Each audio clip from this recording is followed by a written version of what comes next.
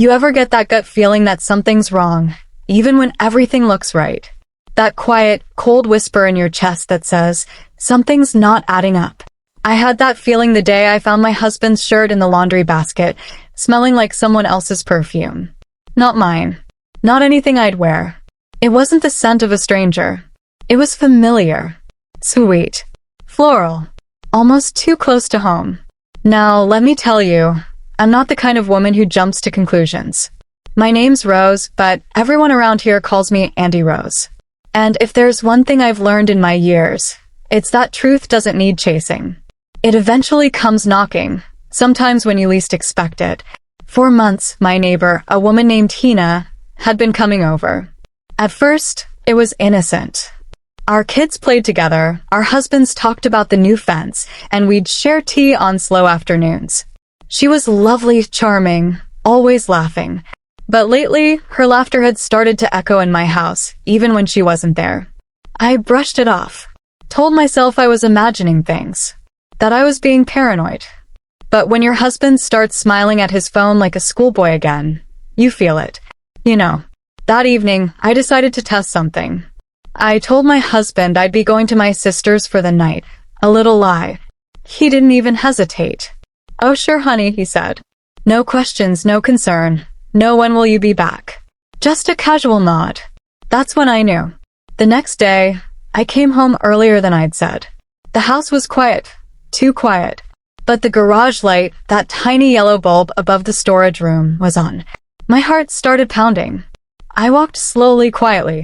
The closer I got, the clearer I could hear something. Not words, just breathing. Low, hurried whispers.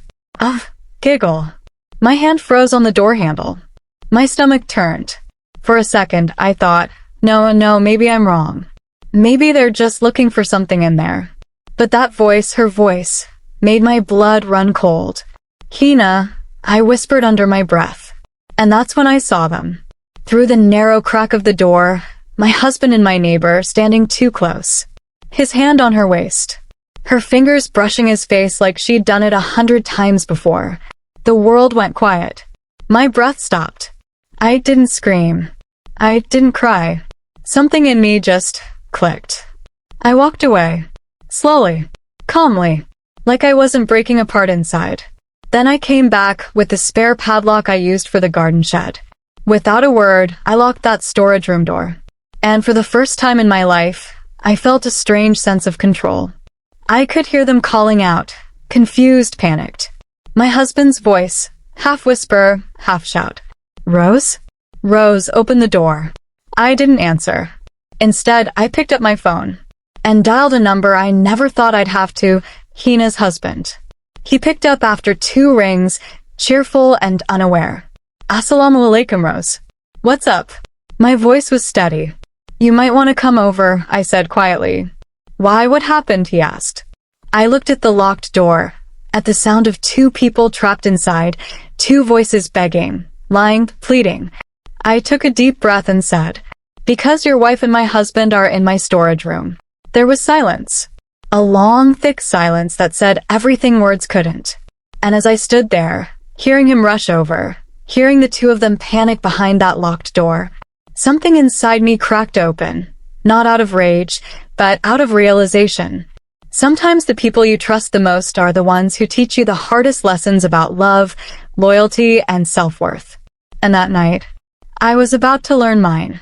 The sound of tires screeched outside before I could even put the phone down. Hina's husband, Rashid, didn't waste a second. He stormed through the front door like a man chasing fire. I didn't stop him. I didn't say a word. His face was pale, eyes wide and trembling. "Where?" he asked, his voice barely a whisper. I pointed toward the backyard, toward the small storage room that suddenly felt like a crime scene. The banging hadn't stopped.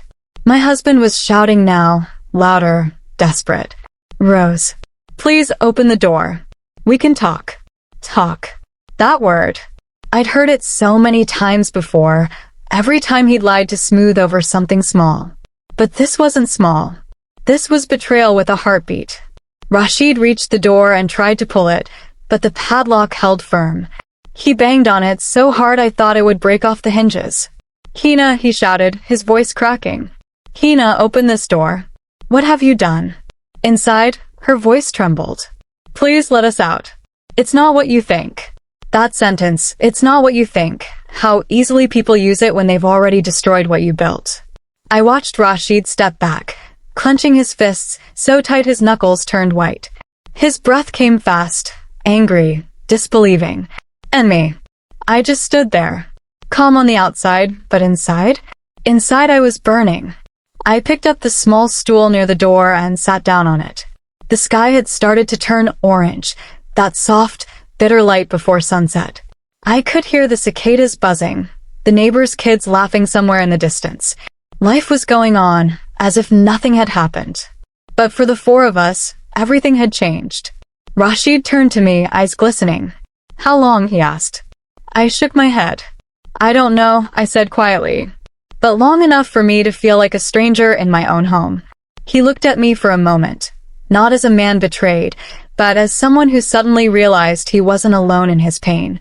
And that moment, that shared silence, felt heavier than any scream. Finally, he said, open it. I need to see her face. I hesitated. Then slowly, I pulled the key from my pocket. My hands were trembling, not from fear, but from something deeper, finality. The lock clicked open. The door creaked. And there they were, my husband and Hina, standing like ghosts, faces pale, shame dripping from their eyes. No words came out of me. I didn't have to ask why. The truth was written in the way they couldn't look at us. Rashid took one step forward, then another. You ruined everything, he whispered. Hina started to cry, a quiet broken sound that seemed to echo off the concrete walls. My husband tried to speak. Rose, please listen. But I cut him off. No. You listen. For years, I believed love was about patience, forgiveness, second chances. I believed marriage meant two people fighting the world together. But today I realized, sometimes the person you're fighting for is the one quietly stabbing you in the back. Tears burned my eyes, but I wouldn't let them fall. I turned to Hina. You came into my house as a friend. I trusted you with my children. You sat at my table. And you did this. She sobbed harder, covering her face. And then I looked at my husband, the man who once promised me forever. You've already broken everything that mattered, I said. There's nothing left to fix. I turned around, walked back inside, and shut the door behind me. Their voices faded into the distance, muffled, desperate, meaningless. Inside, I leaned against the wall. My body felt heavy, my heart hollow. But beneath the pain, there was something else, peace. The kind that comes when you finally stop lying to yourself. That night, I packed his things. Every shirt, every memory that no longer belonged in my home. And as I zipped the last bag, I caught my reflection in the window. Eyes swollen, but strong. Because sometimes strength isn't about holding on. It's about knowing when to let go. The next morning when he came back to talk, I didn't yell. I didn't cry. I just said, you made your choice. Now I'm making mine. He left quietly. And for the first time in years, the house felt like mine again. Silent, yes, but peaceful. People often ask me, Auntie Rose, how did you move on after something like that? And I tell them, healing doesn't come overnight. It comes in little moments. Making tea for yourself. Sleeping through the night without checking your phone. Smiling again without guilt. Sometimes betrayal breaks you open, but maybe that's how the light gets in. So if you're listening to this and you've been hurt deeply, unfairly, remember this. You don't have to get revenge. You don't have to scream. Just walk away with your dignity intact. That's the loudest silence you'll ever leave behind. Soft pause. Auntie Rose sighs, her tone tender and calm. This was Auntie Rose. And if my story touched your heart today, don't forget to like, share, and subscribe to Auntie Rose Shorts. Because sometimes, sharing a story is the first step toward healing your own.